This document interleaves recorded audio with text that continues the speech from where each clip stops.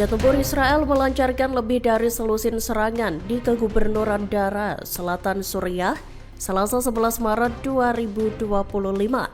Serangkaian serangan itu menarget infrastruktur militer pemerintah Assad. Dikutip dari Tribun News, sedikitnya 6 serangan menghantam pangkalan di kota Jbab.